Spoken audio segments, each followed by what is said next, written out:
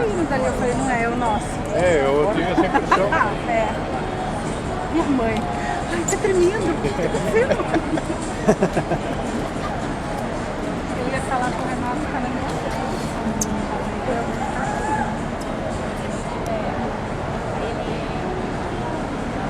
Nossa, que show.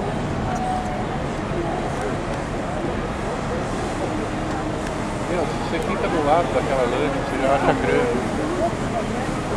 Mas olha daqui, parece um mosquitinho, um negócio ridículo.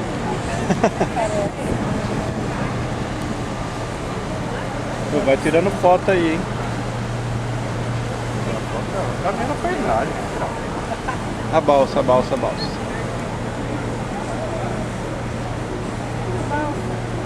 Apita, vai apitar, vai apitar, vai Nossa, apitar. tão pequenininha, perto também que eu nem enxerguei.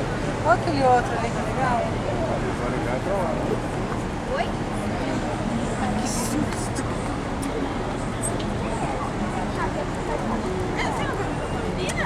Ela falou que não sabia.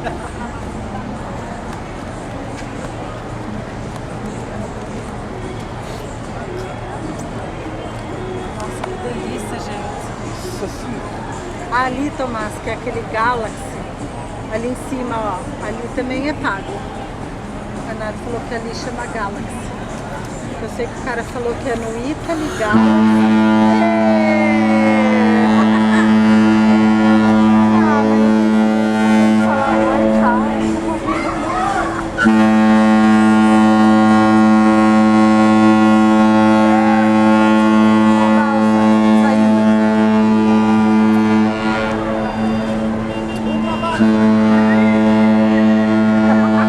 Com trabalho.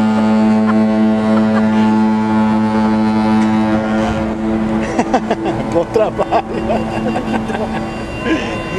É nego de moto que faz tumulto, né? Ai, que legal. Bom trabalho, esse daí foi foda.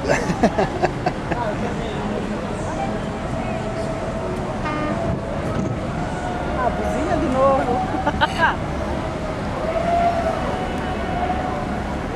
Estamos negados nos quartos aqui gritando, tá escutando barulho Tem. aqui embaixo, ó. Imagine morar. Os negros do preto já estão cansados de ver navio saindo aqui. Tá filmando tudo? Já tô.